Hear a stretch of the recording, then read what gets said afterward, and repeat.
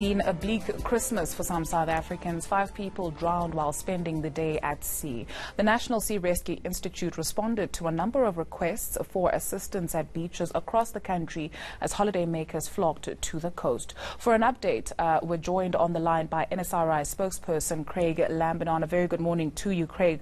What was meant to be a really joyous and festive day yesterday, for many families, tragic, really. Perhaps let's just paint a picture of what the festive season looked like when it came to holidaymakers going to the beach. Yeah, good morning. So, yeah, a terrible day yesterday with 5 confirmed drownings around the country. We continue to urge the public to go to beaches only where and when lifeguards are on duty, obey their instructions, swim within the safety marked swimming zones that they post, using their ready net flags. We're expecting today particularly to be a very busy day at beaches around the country, and safety should be top of mind for everybody going to the beach or going to any waterway. We sadly also had a drowning in a river near to Claremont, and so it does also highlight that it really is any waterway that people go to cool off in water. Safety really needs to be top of mind. Are people heeding your warnings when it comes to not consuming alcohol at beaches, when it comes to being extra cautious at beaches and not thinking that you actually know your way around the waters? From what we understand from law enforcement agencies, that they are saying that mostly, in most cases around the country, the public are adhering to a non-alcohol at beaches policy. But we obviously urge people not to drink if they're going to go swimming or boating, because that does blur the senses, and your safety is at risk if you've been swimming, if you've been drinking and then you go swimming. But it is really about having a safety-conscious mindset and making sure that your children have responsible adult supervision around all water, irrespective if it's coastal waters or inland waters. Even your swimming pool at home should have a cloak of safety around it. Let's expand on the safety element, talking about children needing the guidance of adults. Some adults also themselves need guidance. Someone may be a bit overconfident in thinking that they actually know their way around water. Some tips on being safe as people head on over to beaches.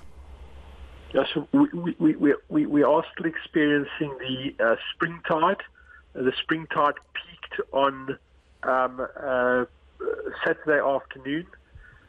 So we're really seeing the end stages of the spring tide, but it is still in effect. That means the higher the normal high tide, the lower the normal low tide, and stronger the normal rip currents. Yesterday, a lot of the incidents that we responded to were rip current incidents, people being swept out to sea by currents.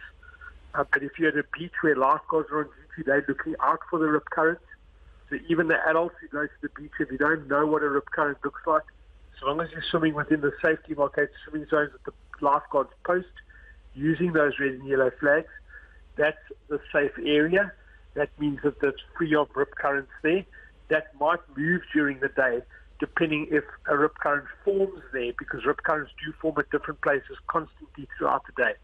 So just make sure that you're at a beach where lifeguards are on duty. Yesterday, the successes of the lifeguards around the country was absolutely phenomenal. A lot of incidents, really, to coin the phrase, putting out a fire before it starts.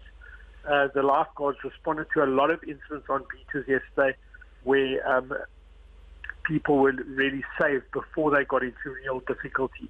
So that is the key around the coast if you're going to go swimming, to be at a beach where lifeguards are on duty and only swim while they're on duty.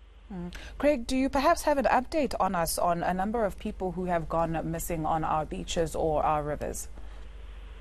Yeah, so yesterday the figure was 5 people in total that suffered fatal drownings.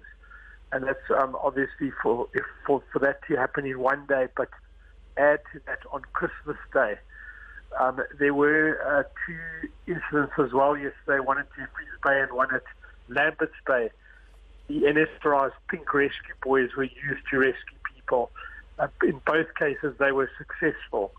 So that has obviously put a bit of a a positive note into that. But the 5 fatal drownings is a tragedy for that to happen in one day.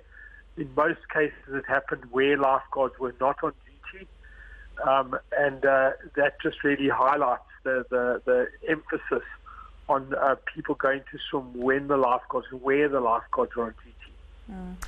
Craig, we oftentimes focus on everybody else but the work that you guys do as respondents. Perhaps just if you could walk us through some of the things that really make your job difficult when it comes to us, people who go to beaches, people who go to rivers to perhaps fish, to do whatever it is that they do. What are some of the difficulties of your job at this time specifically?